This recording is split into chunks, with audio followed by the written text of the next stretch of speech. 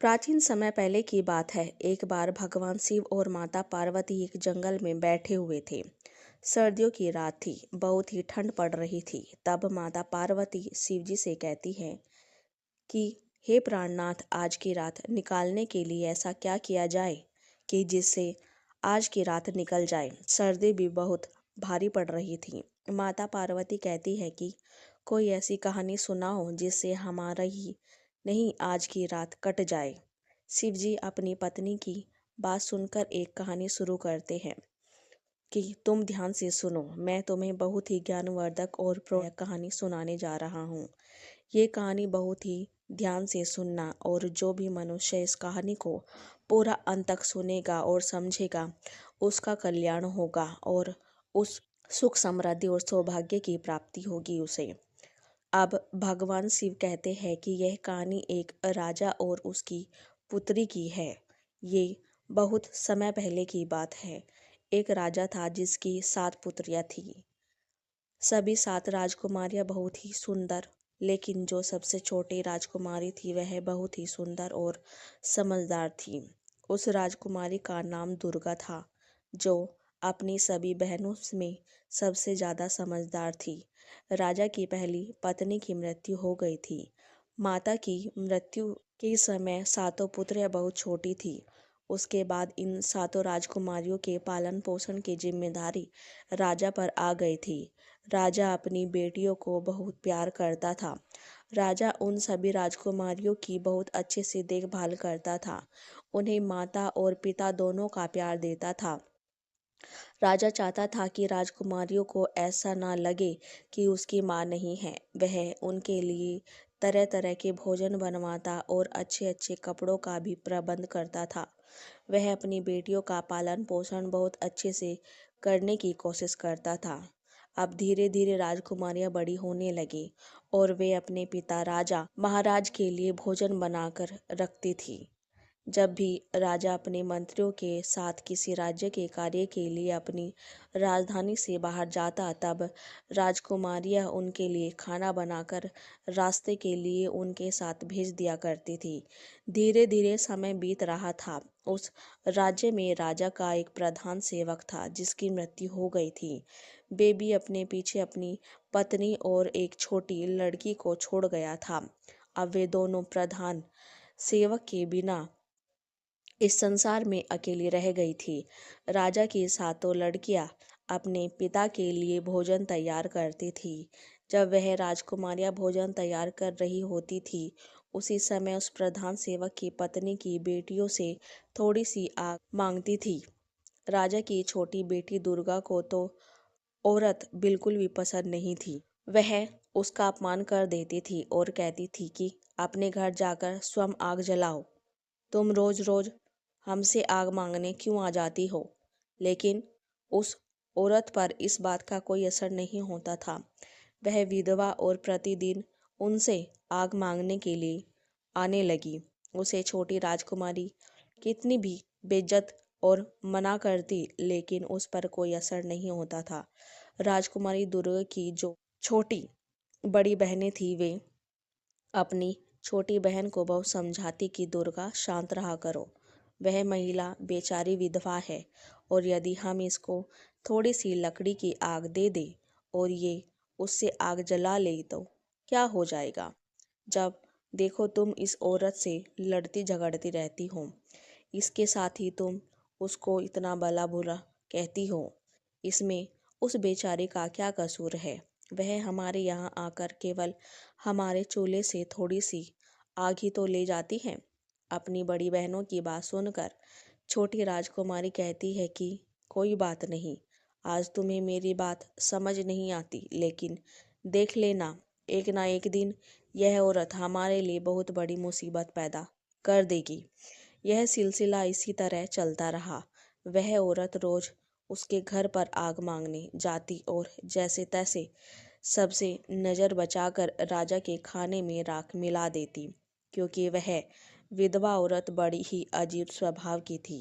वह जल्दी जल्दी से राख मिलाकर राजा का बना हुआ भोजन खराब कर देती थी।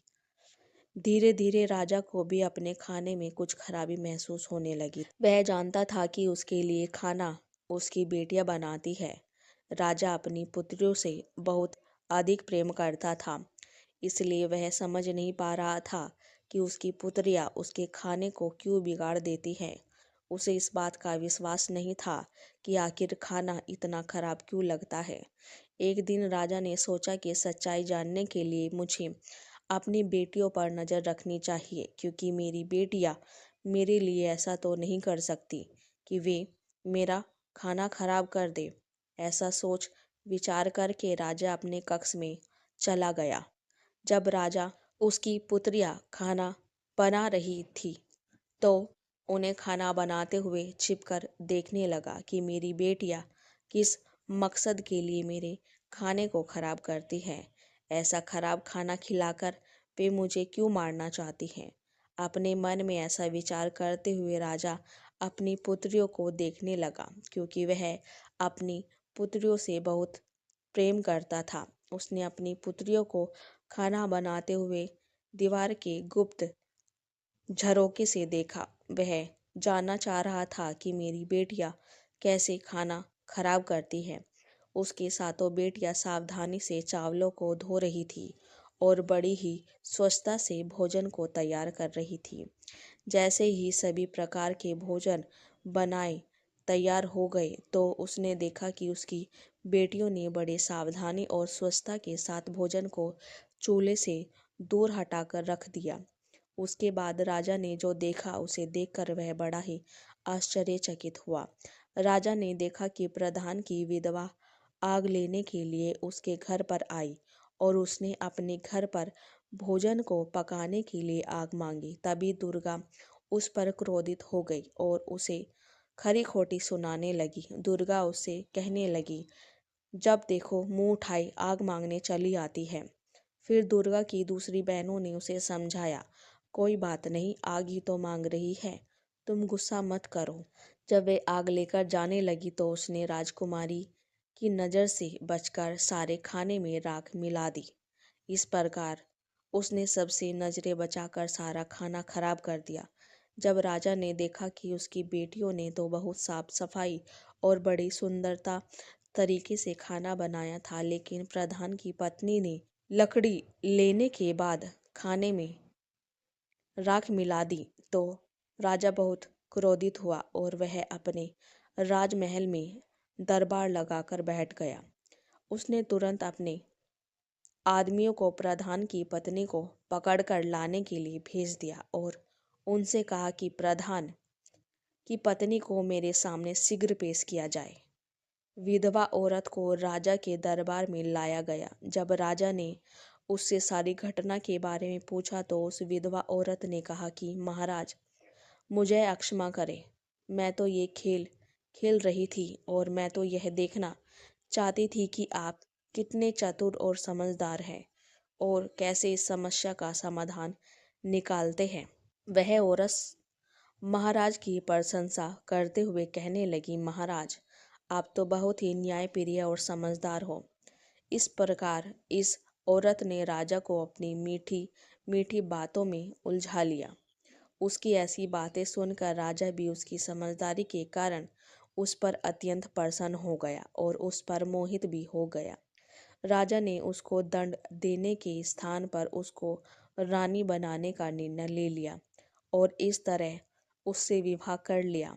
अब वे प्रधान की विधवा पत्नी विवाह करके राजमहल में आ गई। अब वे विधवा से रानी बन गई। अब यह नई रानी राजा की पहली पत्नी से पैदा हुई सातों बेटियों से बहुत अधिक नफरत और घृणा करने लगी। वह चाहती थी कि किसी भी प्रकार से यह सातों राजकुमारियां महल से निकल जाए।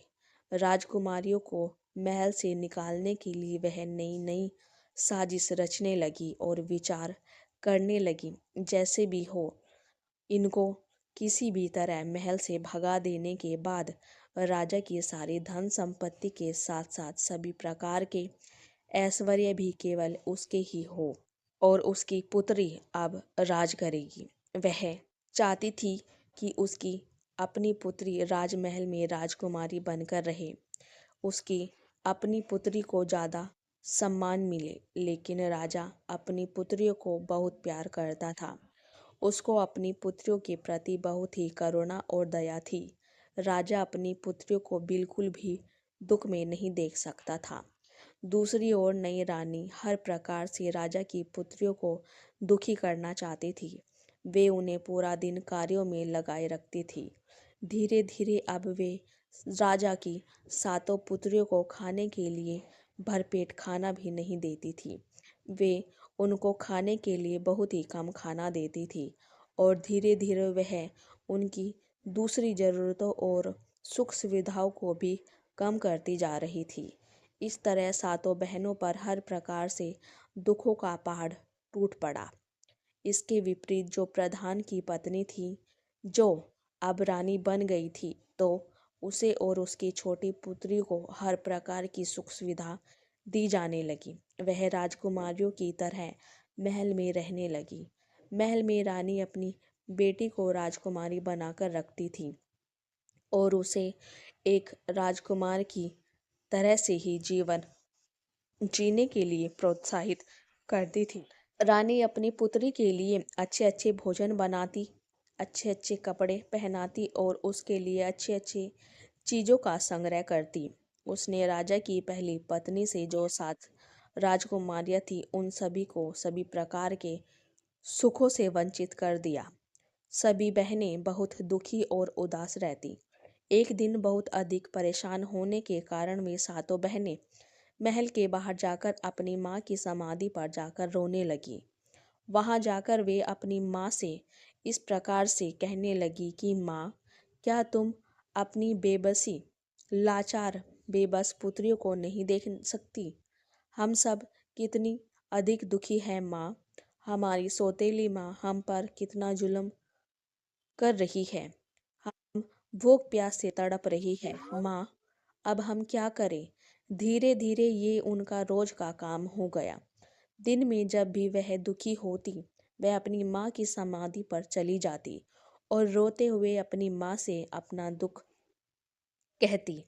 एक दिन जब वह सभी अपनी माँ की कब्र पर बैठी हुई रो रही थी और सिसकियाँ भर रही थी, तभी उन्होंने देखा कि उनकी माँ की समाधि पर एक बहुत ही सुंदर अनार का पेड़ उत्पन्न हो गया।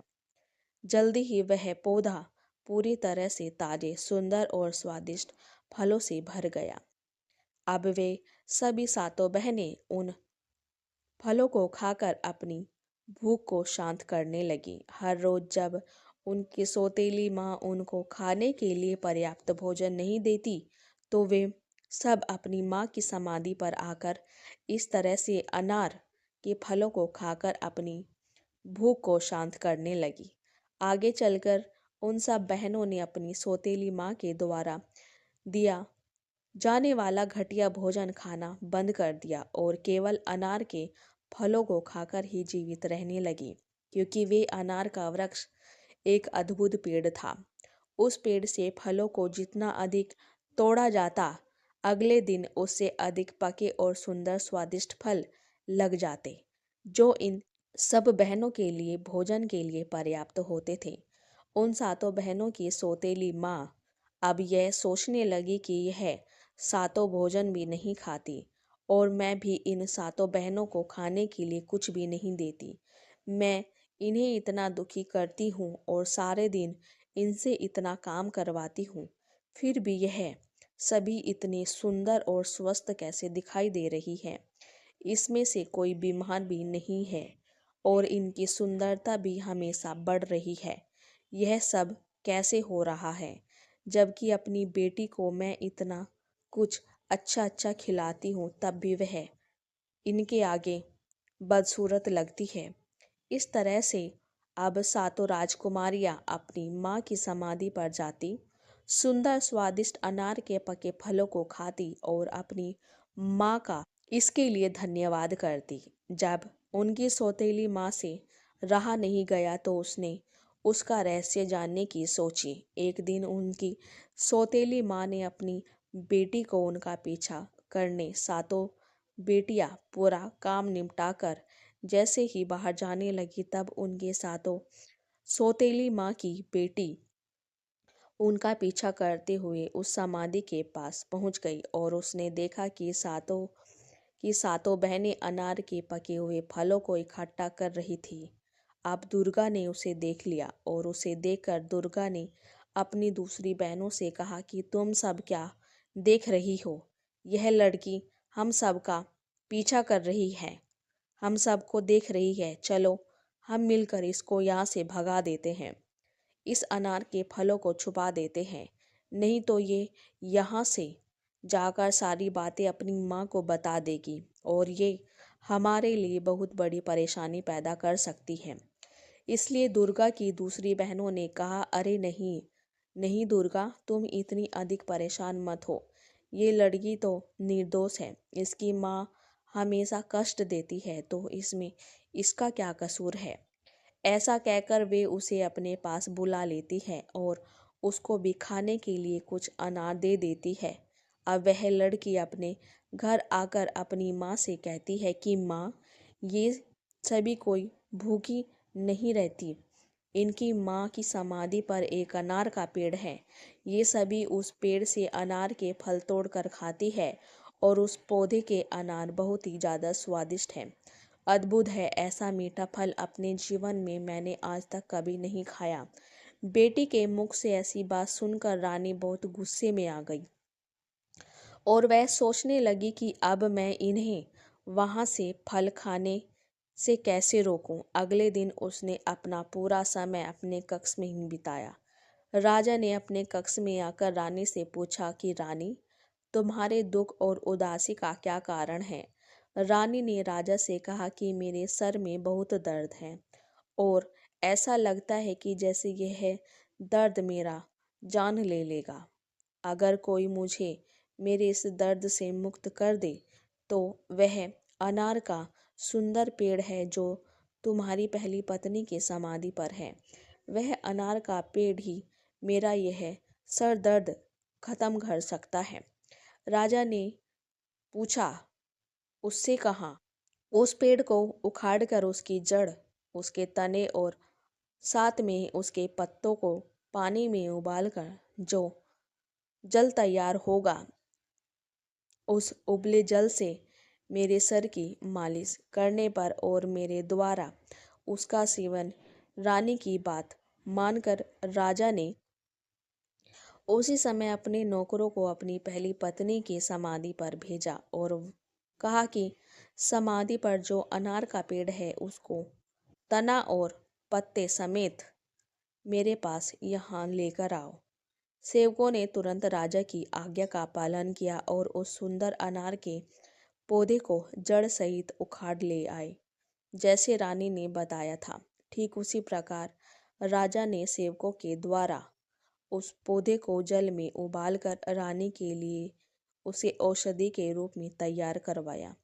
उससे रानी की सर की मालिश की गई और सेवन करवाया गया। सेवन करने के बाद उस क्रूर रानी ने राजा से कहा कि अब मैं बिल्कुल ठीक हो गई हूँ और बहुत अच्छा महसूस कर रही हूँ। आपने मेरे लिए इतना सब कुछ किया, इसके लिए आपका बहुत बहुत धन्यवाद। तब राजा ने कहा कि नहीं रानी, ये तो मेरा हक है।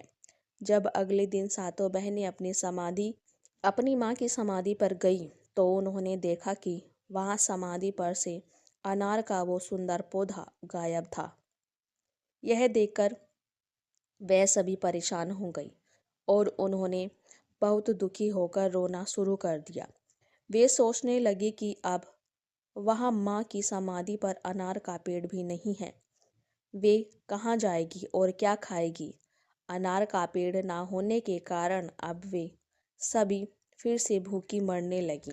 दुखी होकर वे अपनी माँ से प्रार्थना करने लगी। तभी उन्होंने देखा कि अनार के पेड़ के स्थान पर एक छोटा सा तालाब बन गया जो मक्खन जैसे पदार्थ से भरा हुआ था, जो जल्दी ही सफ़ेद ठोस रोटी की तरह बन गया, जिसको रोती हुई सभी बहनों ने बहुत ही आश्चर्य के साथ देखा।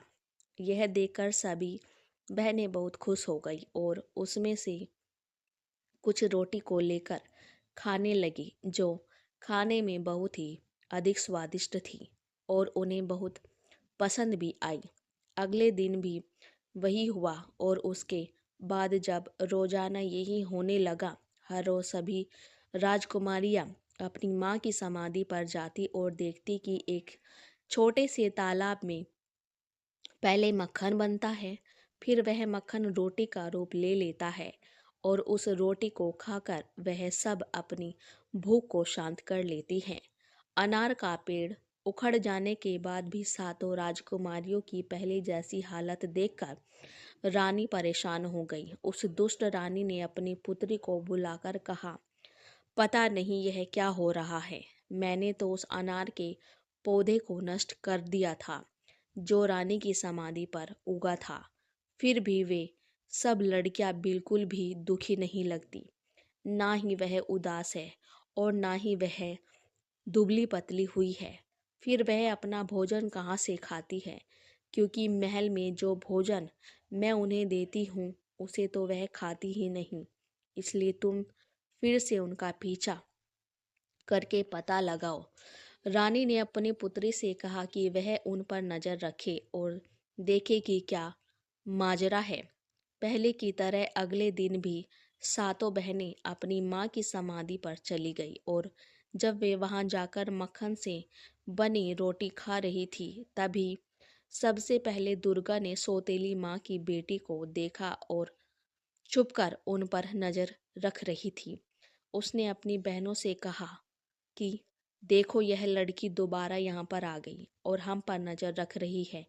चलो हम इस तालाब को ढक देते हैं, जिससे वह इस तालाब को नहीं देख सकेगी। अगर हमने अपनी रोटी का थोड़ा सा टुकड़ा भी इसको दे दिया तो यह जाकर अवश्य ही अपनी दुष्ट माँ को बता देगी। यह हमारे लिए दुर्भाग्य की बात होगी, क्योंकि वह दुष्ट रानी फिर से कोई ना कोई षड्यंत्र रचेगी। दुर्गा की बड़ी बहनों ने समझा कि दुर्गा बिना किसी बात के उस बेचारी पर संदेह कर रही है, इसलिए उन सब ने उसको सुझाव पर बिल्कुल भी ध्यान नहीं दिया। उसके विपरीत उन्होंने प्रधान की पुत्री स्वादिष्ट रोटी खाने के लिए दे दी, क्योंकि रानी 6 बेटियां बिल्कुल भी भोली भाली थी। इसलिए जब दुर्गा उसको कुछ नहीं कहती तो उनके कुछ भी समझ में नहीं आता था और वह सोचती थी कि यह छोटी है, इसलिए इसे कुछ ज़्यादा संदेह हो रहा है। जब उनकी सौतेली माँ को सातों राजकुमारियों के बारे में यह रोटी वाली बात पता चली तो वह क्रोध से बहुत लाल पीली होने लगी और उसके साथ ही उसने अपने नौकरों को बुलवाकर कहा कि अभी जाओ, रानी की समाधि में वहां से उखाड़ दो और उसके पास जो छोटा सा तालाब है उस तालाब को कूड़ा करकट से भर दो। अब जब सब राजकुमारी ने यह देखा कि उनकी माँ की समाधि ही नहीं है तो वह बहुत ही ज़्यादा दुखी हुई, जोर जोर से रोने लगी, क्योंकि अब तो उसके पास में कोई भी चारा नहीं था। इसी पर भी रानी संतुष्ट नहीं हुई। एक दिन रानी से भयंकर बीमारी का बहाना करके अपने कक्ष में पीड़ित होकर पड़ गई और महाराज को बुलाया। महाराज ने आकर रानी की बीमारी का कारण जानना चाहा। मेरा सारा साम्राज्य बिक जाए, लेकिन मैं तुम्हारी बीमारी को ठीक करने के लिए तुम्हें अच्छे से वेद को दिखाऊंगा और तुम्हें बिल्कुल ठीक कर दूंगा। लेकिन वह रानी तो अपनी चाल चल रही थी। वह तो स्वयं से दुष्ट थी। वह दुष्ट रानी कहने लगी, इतना कुछ करने की जरूरत नहीं है। मेरे जीवन को तो केवल तुम्हारा एक छोटा सा कार्य ही बचा सकता है। राजा ने कहा, तुम कहो तो सही। जो तुम कहोगी मैं उसे अवश्य पूरा करूंगा। इसके लिए मैं तुमसे प्रतिज्ञा करता हूँ। फिर रानी ने कहा, मेरे जीवन को बचाने के लिए तुम एक कार्य कर दो। आपके जो पहली पत्नी की 7 राजकुमारियां हैं, आप उनकी हत्या कर दो और उनकी हत्या करने के बाद उनका खून मेरे सर और मेरे माथे पर लगा दो। इस तरह से उनकी मृत्यु से मेरा जीवन बच जाएगा। इन शब्दों को सुनकर राजा दुख से भर गया। उसके पैरों के नीचे से जमीन खिसक गई। वो मूर्छित सा होकर गिरने वाला हो गया, लेकिन फिर भी राजा ने अपने आप को संभाल लिया, क्योंकि राजा को अपनी प्रतिज्ञा टूटने का भय था और वह अपनी बेटी को अपनी जान से ज्यादा प्यार करता था। फिर राजा ने अपना मन को कठोर कर लिया और राजकुमारियों की तलाश करने लगा। फिर राजा ने अपने सातों राजकुमारियों को अपनी माँ की समाधि पर बैठे देखा। राजा उनके पास पहुंचा तो उसने देखा कि उसकी सातों पुत्रियां अपनी माँ की समाधि के पास बैठकर रो रही। अपनी पुत्रियों की ऐसी हालत देखकर राजा का हृदय कांप उठा, क्योंकि वो अपनी बेटियों से बहुत ही प्रेम करता था। एक तरफ उसकी रानी की इच्छा और राजा की प्रतिज्ञा, और दूसरी तरफ उसकी बेटियों का जीवन। उसे समझ नहीं आ रहा था कि वह क्या करे। अब राजा को कुछ कुछ समझ में आ रहा था कि उसकी बेटियां सौतेली माँ के साथ खुश नहीं हैं, और सौतेली माँ भी उन्हें खुश नहीं रख पा रही है। अपनी पुत्रियों के पास पहुंचकर राजा प्रेम पूर्वक अपनी पुत्रियों से बोला कि तुम मेरे साथ इस महल से बाहर जंगल में चलो। पिता की बात मानकर वह सभी उसके साथ चल पड़ी। वह उन सभी को लेकर जंगल की ओर चल दी। जंगल में कुछ दूर जाकर एकांत में राजा ने आग लगाई और उन सब के लिए कुछ चावल को पकाकर उनको खाने के लिए दिया। दोपहर दोपहर का समय था। इस समय बहुत अधिक गर्मी हो रही थी, जिसके कारण सभी सातों बहनें खाना खाने के बाद गहरी नींद में सो चुकी थीं। जब राजा ने देखा कि सातों बहनें सो चुकी हैं, तो वह चोरी से छुपकर उन लड़कियों से निगराह बचाकर वहां से भाग गया। उन सब को गहरी नींद में सोते हुए राजा ने वहां पर छोड़ दिया। राजा अपने मन में यह सोचकर खुश था कि चलो, हमारी पुत्री जहाँ कहीं भी रहेगी, कम से कम जीवित और ठीक तो रहेगी। वे पहली सौतेली माँ के अत्याचारों से तो बची रहेगी, या कहीं जाकर अपना जीवन गुजार लेगी। साथ ही उसने भगवान से प्रार्थना की कि वे इस एकांत जंगल में उनकी पुत्रियों को भूखे प्यासे किसी जानवर के भोजन के रूप में मृत्यु को प्राप्त हो ना जाए। राजा इस प्रकार सोचते हुए बार बार भगवान से प्रार्थना करते हुए वहां से चला गया। राजा ने वापस आते समय जंगल में एक हिरन को मारा और उसके खून को लेकर महल में वापस आ गया। उसने रानी के सर और माथे पर उस हिरन के खून को लगा दिया। उस क्रूर रानी ने सोचा कि राजा ने सच में सातों राजकुमारियों को मार दिया है। उसने राजा से कहा कि अब वह बिल्कुल ठीक महसूस कर रही है। उधर जंगल में राजा के चले जाने के बाद सातों बहनों की नींद खुल गई। उन्होंने अपने आप को घने जंगल में अकेला पाया। जब उन्होंने अपने चारों तरफ भयंकर जंगली जानवरों की आवाज़ों को सुना, तो उन आवाज़ों को सुनते ही वे डरकर कांपने लगी। उनका पूरा शरीर भय से कांपने लगा, जिसके कारण वे सब रोने और चिल्लाने लगी। अपने आप को वहां अकेला पाकर वह अपनी पूरी शक्ति लगाकर अपने पिताजी को पुकारने लगी। उन्हें आशा थी कि उनकी आवाज़ को सुनकर उनके पिता जरूर आएंगे, लेकिन उन सब को ऐसा करते हुए बहुत समय गुजर गया, लेकिन राजा नहीं आए।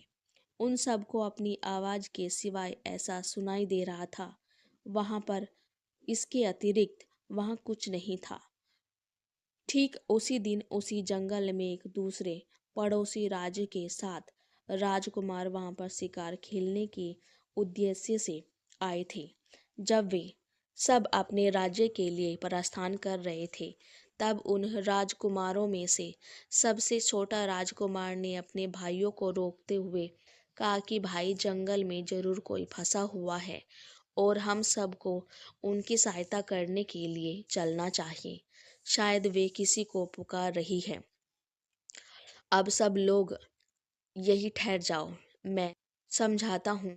मैं समझता हूँ कोई रो रहा है और किसी को बुला रहा है। क्या तुम सब इस आवाज को नहीं सुन रहे? चलो, उस दिशा में चलते हैं। जहाँ से यह आवाज़ आ रही है और तलाश करते हैं कि यह कौन है।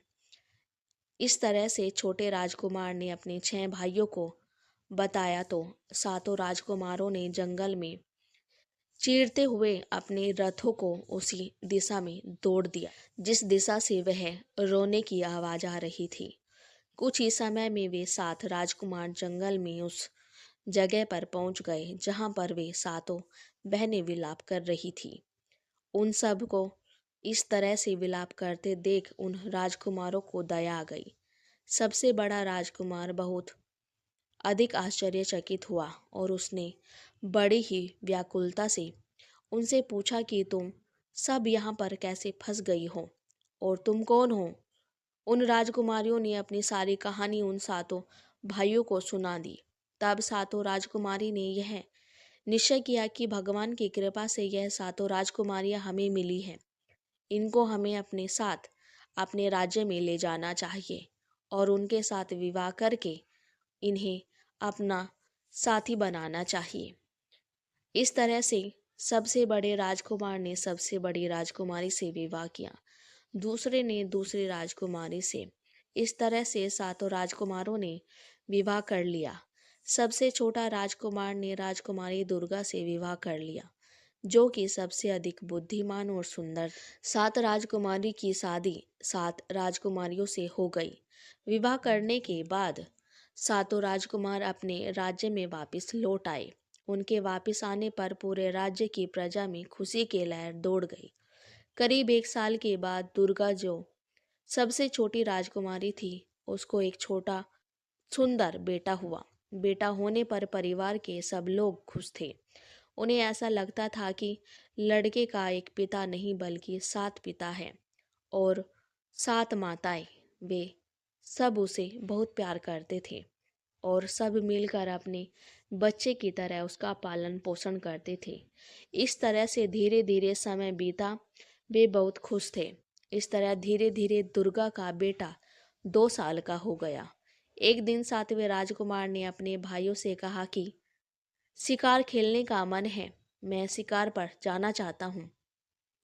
उसने अपनी पत्नी दुर्गा से भी कहा कि मैं शिकार पर जा रहा हूँ। दुर्गा और अपने भाइयों से आज्ञा लेकर वह शिकार पर निकल गया, लेकिन कई दिन बीत जाने के बाद भी वह वापस नहीं आया और दिन बीतते गए लेकिन राजकुमार नहीं आया। यह कोई नहीं जान सका कि वह कहाँ चला गया, वापस क्यों नहीं आया।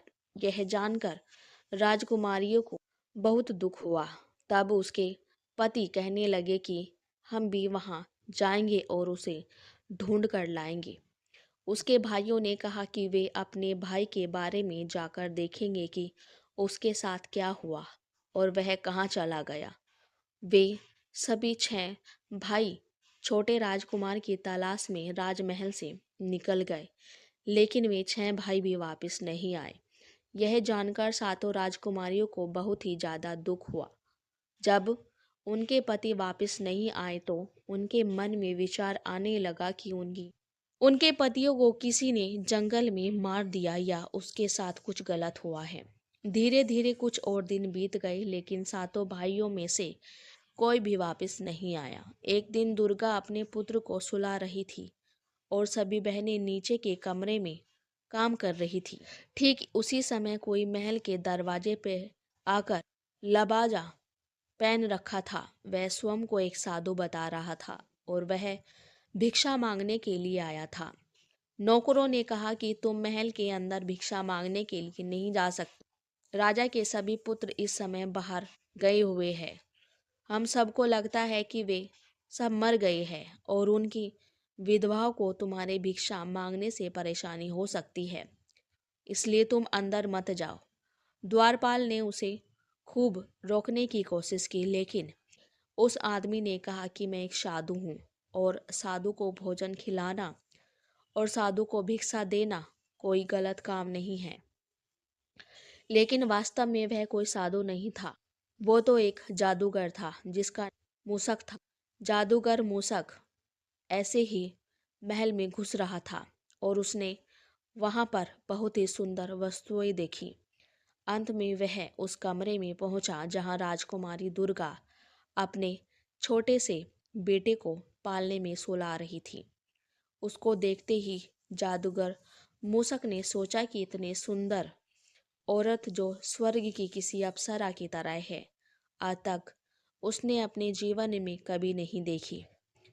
राजकुमारी दुर्गा को देखकर जादूगर उस पर अत्यधिक मोहित हो गया और सीधा उसके पास चला गया। उसके पास जाकर उसने दुर्गा से कहा कि मैं तुमको पसंद करता हूँ। अब मैं तुम्हारे साथ पूरी जिंदगी बिताना चाहता हूँ। तुम मेरे साथ मेरे घर चलो। मैं तुमसे विवाह करना चाहता हूँ। राजकुमारी दुर्गा अपने कमरे में इस प्रकार एक अनजान व्यक्ति को देखकर हैरान थी।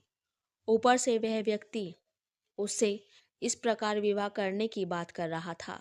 राजकुमारी दुर्गा ने कहा, मैं शादीशुदा हूँ, मेरा पति है, मुझे डर है कि उसकी मृत्यु हो चुकी है, फिर भी मेरा यह छोटा सा बेटा है जिसके लिए मैं निश्चित रूप से यहीं रहूंगी और इसका पालन पोषण करूंगी। दुनिया में जीने के लिए मुझे पति के अलावा मुझे अपने बेटे के सहारे की जरूरत है जो मेरे पास है। मैं इसे छोड़कर कहीं भी नहीं जाऊंगी और नहीं मुझे कोई और चीज की जरूरत है। अब उस जादूगर ने उसे बहुत से लोभ लालच दिए, लेकिन राजकुमारी दुर्गा जादूगर की बात में नहीं आई और उसने कहा कि मैं इसके पिता को तलाश करूंगी। इसका पिता जरूर आएगा, लेकिन वह जादूगर ना सुनने की बिल्कुल भी आदत नहीं रखता था। उसे बहुत ही गुस्सा आया। यह राजकुमारी मेरे साथ विवाह करने के लिए राजी नहीं हो रही है। तो उसने उस राजकुमारी को बहुत बार समझाने की कोशिश की, लेकिन दुर्गा ने क्रोधित होकर मूसक जादूगर को वहां से जाने के लिए कह दिया। जादूगर मूसक दुर्गा पर बहुत क्रोधित हो गया और उसने दुर्गा को अपने जादू के बल पर एक छोटे से काले कुत्ते में बदल दिया। जादूगर मूसक ने कहा कि तू अपनी इच्छा से मेरे साथ नहीं चलेगी तो मेरी इच्छा से, मेरी शक्ति से मेरे साथ चलेगी। जब उस जादूगर ने राजकुमारी दुर्गा को कुत्ता बना दिया तो कुत्ता बनकर वे इधर उधर भागने लगे। बेचारी के पास कोई शक्ति भी नहीं थी जिससे वह अपनी दूसरी बहनों को बता सके कि उसके साथ क्या हुआ है। विवश होकर वो एक कुत्ते के रूप में अपनी व्यवस्था लिए जादूगर मूसक जैसे ही महल के दरवाजे से बाहर पहुंचा तो द्वारपालों ने उससे पूछा कि तुमने इस छोटे से कुत्ते को कहाँ से लिया है। तो उस जादूगर ने जवाब दिया कि राजकुमारियों ने इस कुत्ते को मुझे एक उपहार के रूप में दिया है। यह सुनते ही द्वारपालों ने उसे कुछ भी नहीं पूछा। दुर्गा की दूसरी बड़ी बहन अपने भांजे के रोने की आवाज़ सुनी तो उसके कमरे में गई तो उन्होंने देखा कि वहाँ कमरे में कोई भी नहीं था। उन्होंने चारों ओर देखा, लेकिन उन्हें दुर्गा कहीं भी दिखाई नहीं दे रही थी। फिर उन्होंने सेवकों से पूछा तो सबने उन्हें बताया कि कोई साधु आया था। उन्होंने उस साधु के काले कुत्ते के बारे में भी उन्हें बताया। राजकुमारियों ने अंदाजा लगा लिया कि जरूर दुर्गा के साथ कुछ बुरा हुआ है और वह कहीं चली गई है। उसके साथ जरूर कोई षड्यंत्र रचा गया है। जब धीरे धीरे समय गुजरता रहा, दुर्गा के पुत्र को 6 मौसियों ने मिलजुल कर पाल लिया और वह अब 14 साल का हो गया। एक दिन उसे अपने परिवार का इतिहास बताने लगी उसकी मौसी। राजकुमार ने सब कुछ ध्यान से सुना। अब राजकुमार अपने माता पिता और ताऊ के बारे में सुनकर बहुत दुखी हो गया। वह राजकुमार अपने माता पिता और ताऊ को ढूंढने के लिए बहुत ही उतावला हो उठा। उसने अब सोच लिया कि वह संसार में कहीं भी किसी भी कोने में जहाँ भी उसके परिवार वाले होंगे उन्हें ढूंढ कर जरूर लाएगा। उसने अपनी मौसियों को बताया कि वह अपने माता पिता और ताऊ को यदि वह सब जिंदा मिल जाए तो सबको ढूंढकर अपने घर वापस लेकर आएगा। उसकी मौसियाँ कहने लगे कि बेटा, जो लोग जाने थे वह लोग चले गए, अब कहीं हम तुम्हें भी ना खो दे। तुमने अपने हमने अपने पति और अपनी बहन को तो खो दिया है। अब हम तुम्हें खोना नहीं चाहते। उनकी तरह यदि तुम भी हमसे दूर चले गए तो हम किसके सहारे जिंदा रहेंगे? जिंदा रहकर भी क्या करेंगे? तब राजकुमार ने अपनी मौसियों से कहा, तुम मुझे मत रोको। अगर ये संभव हुआ तो मैं अपने साथ अपने माता पिता और ताऊ को भी लेकर जल्दी ही वापस आऊं। फिर इस तरह से वह अपनी यात्रा पर चला गया। लेकिन कई महीनों तक वह कुछ भी नहीं समझ सका कि किस प्रकार वह अपने सगे संबंधियों को तलाश करे। और अंत में जब उसने हजारों किलोमीटर की थकाने वाली यात्रा को पूरा किया, तब तक वे लगभग पूरी तरह से निराश हो चुका था। उसको अपने माता पिता और ताऊ के बारे में किसी प्रकार की कोई भी सूचना प्राप्त नहीं हुई थी। इसी बीच में एक ऐसे देश में पहुंच गया जो पूरी तरह से पत्थरों का देश था। वहां पर पत्थर की कठोर इमारतें थीं, जिसके एक किनारे पर एक छोटा सा मकान बना था। उसमें एक माली रहता था। जब वह उस इमारत को देख रहा था, तभी माली की पत्नी ने उसको देख लिया और भागकर उस घर से बाहर आ गई और कहने लगी, अरे बच्चे, तुम कौन हो और तुमने इस खतरनाक स्थान पर आने की हिम्मत कैसे की? उस लड़के ने कहा कि मैं एक राजा का बेटा हूँ। मैं यहाँ अपने माता पिता और अपने ताऊ को ढूंढने आया हूँ। मेरी माँ को एक जादूगर डरा धमकाकर एक कुत्ता बनाकर अपने साथ में ले आया। उसकी बात सुनकर माली की पत्नी ने कहा कि यह देश और यह स्थान एक महान जादूगर का ही है। उसके पास हर प्रकार की शक्ति है।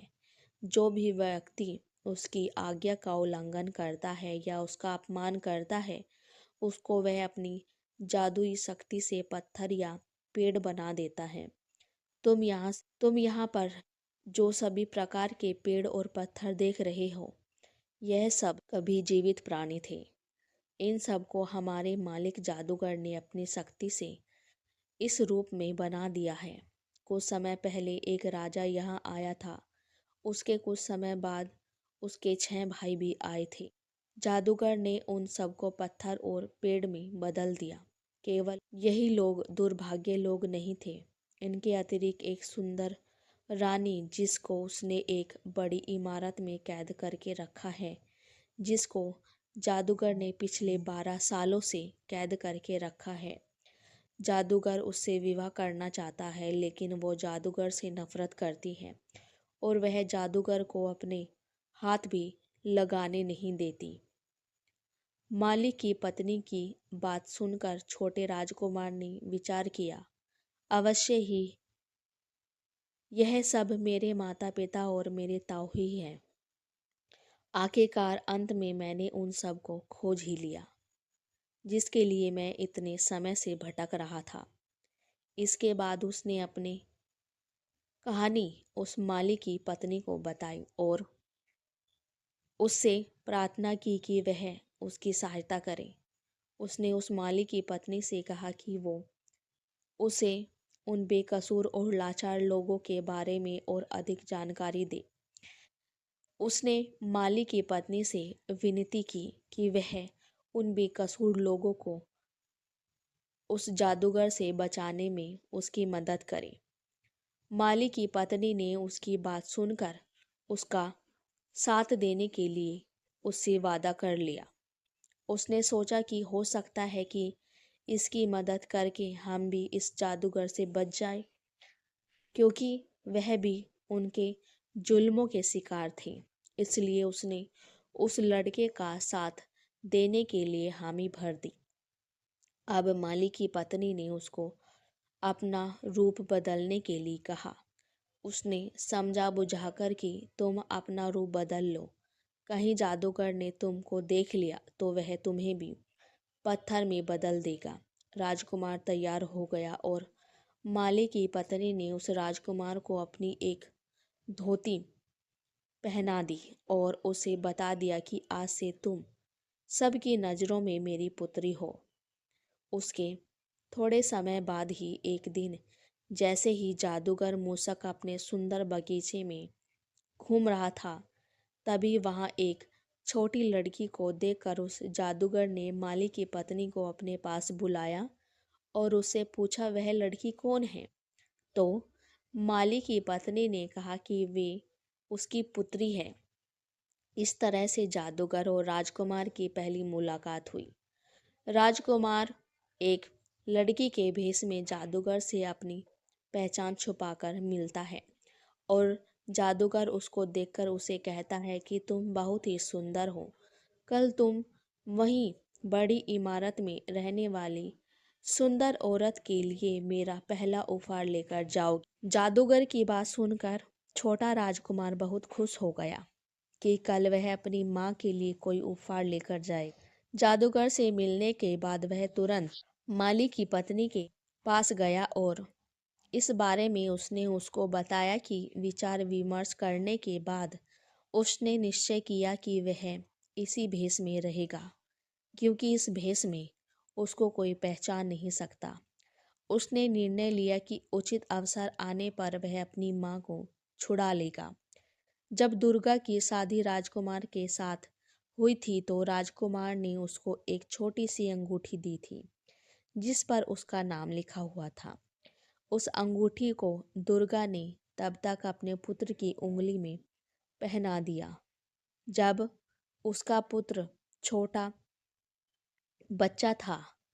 जब उसका पुत्र समय के साथ बड़ा हुआ तो उसकी मौसियों ने उस अंगूठी का आकार राजकुमार की उंगली के आकार का बनवाकर उसकी उंगली में पहना दिया। इस तरह से वह अंगूठी उस राजकुमार ने अपनी उंगली में अभी भी पहन रखी थी। माली की पत्नी ने राजकुमार को बोला कि तुम इसे गुलदस्ते में छिपा कर रख दो, जिसे देखकर तुम्हारी माँ तुम्हें पहचान जाएगी, और कहा कि यह सब शीघ्र यथाशीघ्र शीघ्र यथाशीघ्र बिना किसी समस्या के, बिना किसी कठिनाई के संभव नहीं होगा, क्योंकि एक दरबान हमेशा बेचारी राजकुमारी दुर्गा के ऊपर नजर रखता है। कैद में होने के कारण उसकी हर समय सख्ती से निगरानी रखी जाती है। माली की पुत्री के रूप में राजकुमार को हर रोज फूलों का गुलदस्ता जादूगर की तरफ से अपनी माँ तक पहुँचाने का मौका मिलता था। अब वे हर रोज फूलों का गुलदस्ता रानी तक पहुँचाने लगा। जादूगर की एक दासी हमेशा उसकी माँ के कमरे में रहती थी। अंत में एक दिन किस्मत ने उस राजकुमार का साथ दिया और उसको एक ऐसा मौका मिल गया जब कमरे में उसकी माँ के अतिरिक्त और कोई दूसरा व्यक्ति नहीं था। जब कोई भी उसको नहीं देख सकता था तो उसने अपनी अंगूठी में पहनी अंगूठी को निकाला, उसे फूलों के गुलदस्ते में बांध दिया, उसकी माँ दुर्गा के कदमों में डाल दिया। उस अंगूठी के जमीन पर गिरने की आवाज आई।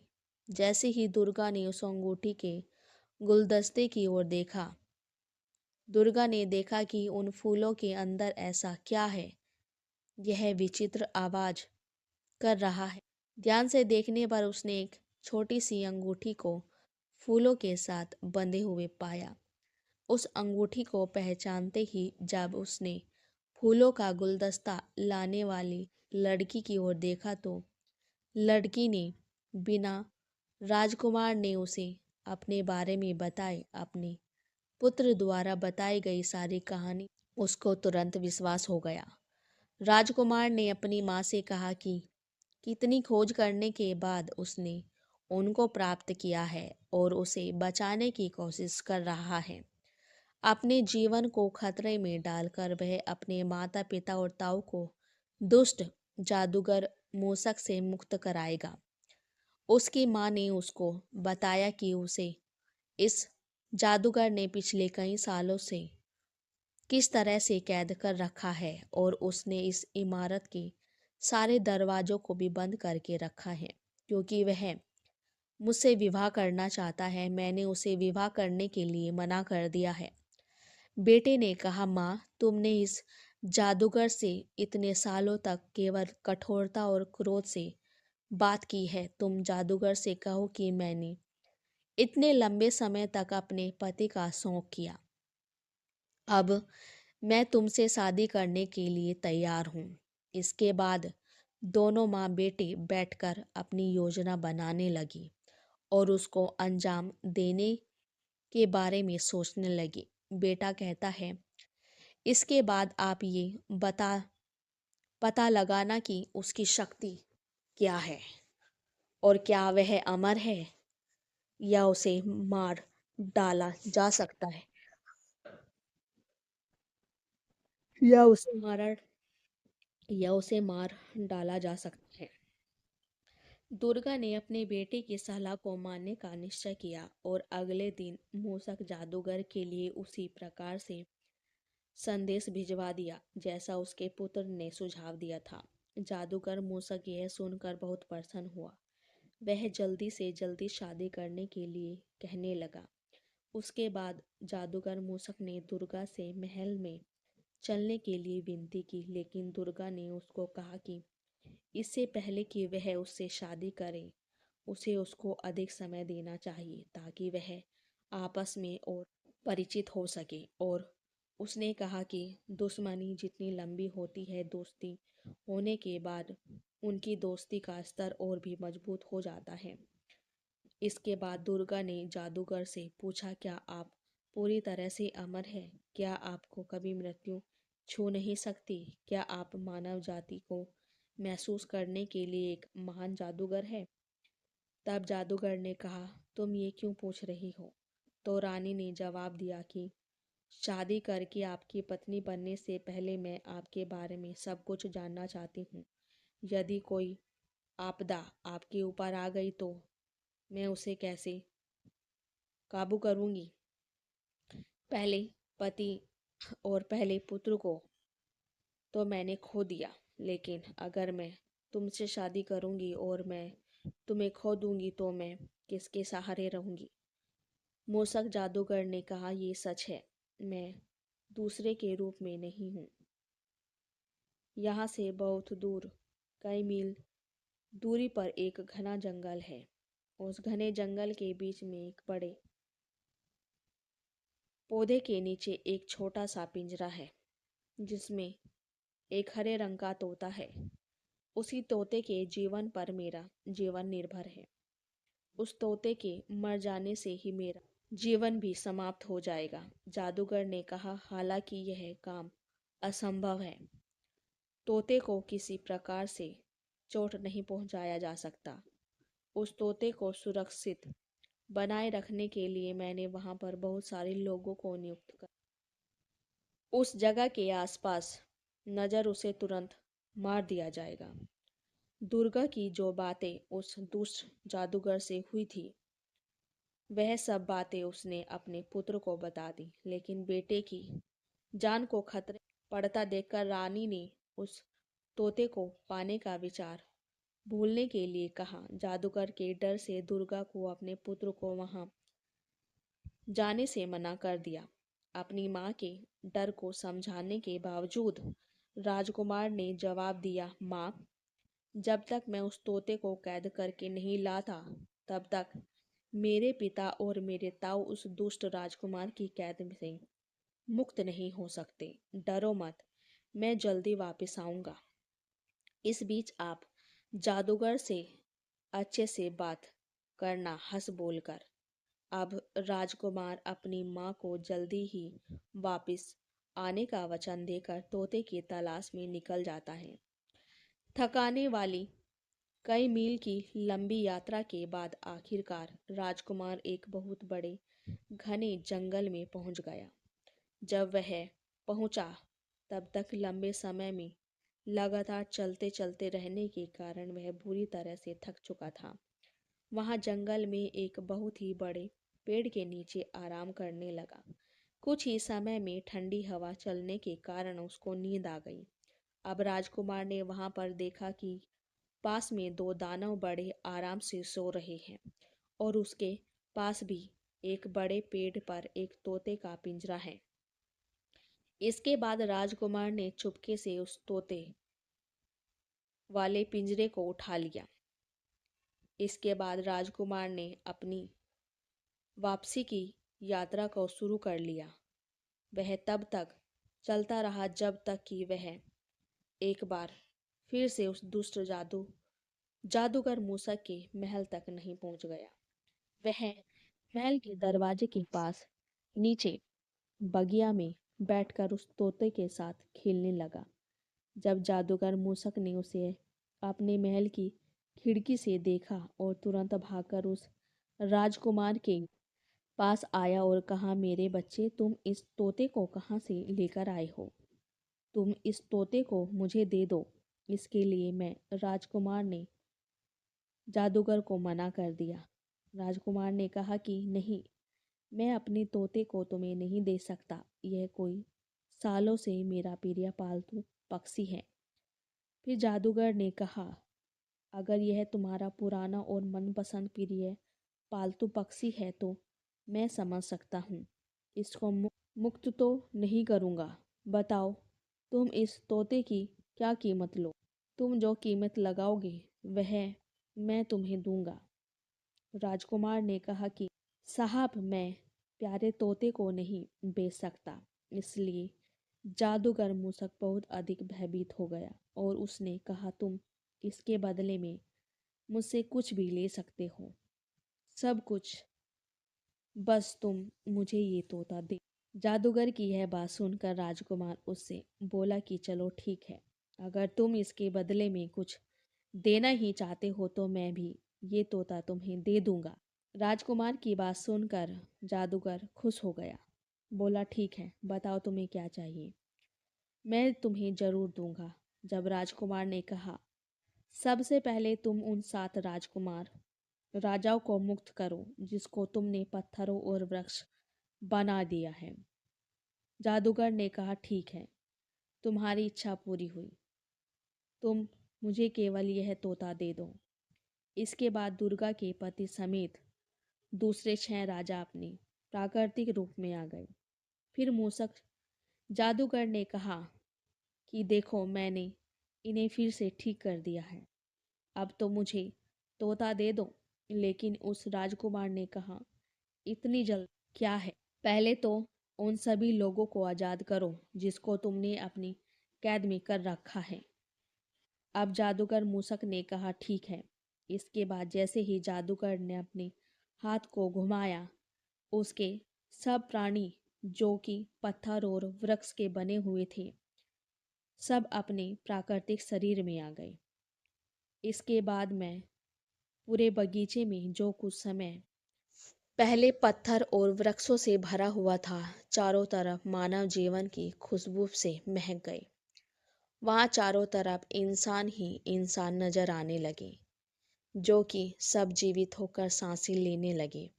राजा, पंडित, नौकर, चाकर, सेवक, सरदार, गाय, भेड़, बकरी, हाथी, सैनिक, ना जाने क्या क्या ताकतवर पुरुष व सुंदर आभूषणों से सुसज्जित औरतें, सैनिक, सब जीवित हो गए।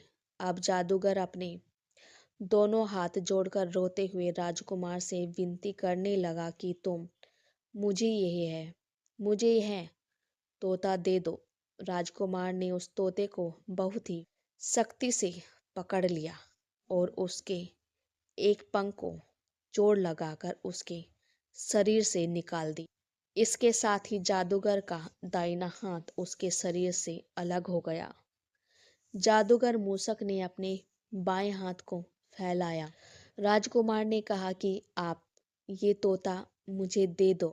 उसके बाद राजकुमार ने उस तोते के बाएं पंख को उसके शरीर से तोड़कर जादू की तरह फेंक दिया।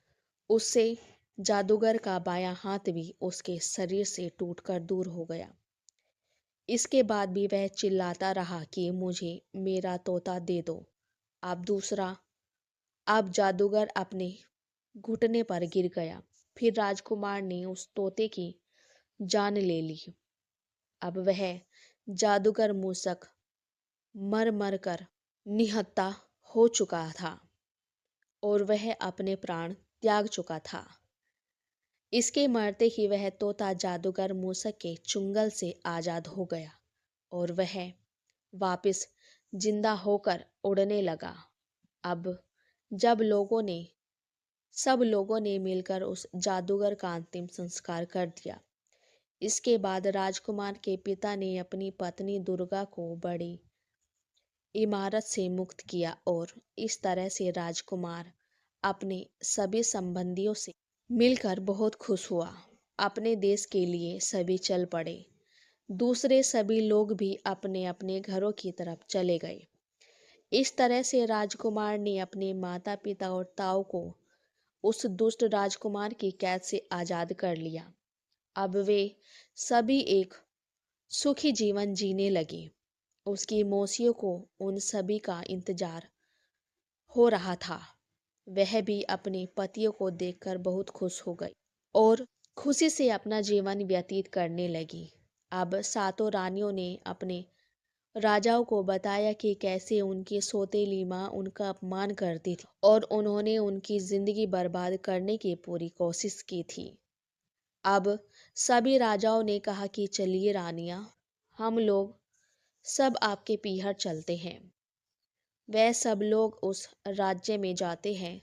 जब राजा को पता चला कि उसकी सातों बेटियां अपने पतियों के साथ में यहाँ आ रही है तो वह बहुत ही खुश हुआ।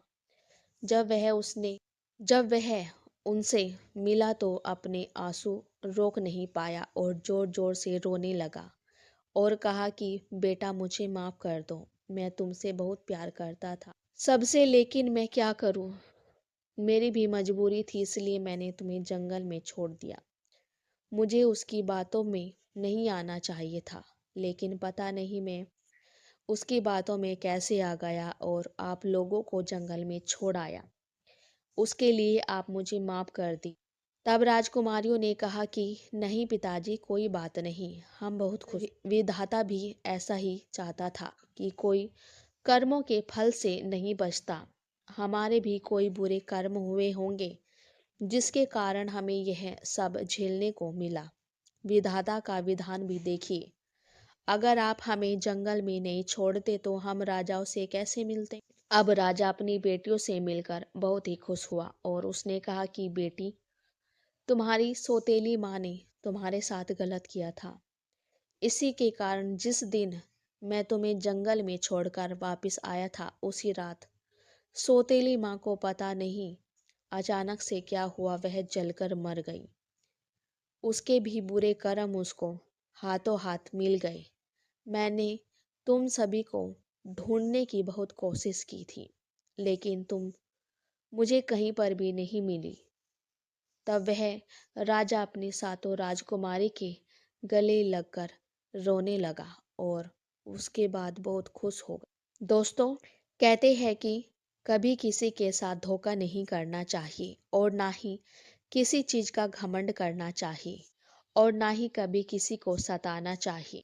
आप भगवान शिव माता पार्वती से कहते हैं कि देखो पार्वती, कोई भी अपने कर्मों के फल से नहीं बच सकता और हमें हमेशा अपनी बुद्धि से काम लेना चाहिए और कभी भी घबराना नहीं चाहिए।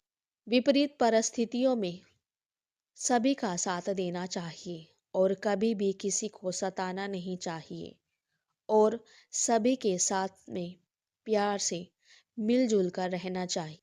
तो दोस्तों, कमेंट में बताओ कि आपको यह कहानी कैसी लगी और अगर आपके मन में कोई सवाल हो या फिर आपको कोई और टॉपिक पर वीडियो चाहिए तो हमें कमेंट कर सकते हैं और ऐसी ही वीडियो को पाने के लिए हमारे चैनल को सब्सक्राइब जरूर कीजिए। जय श्री कृष्णा, राधे राधे।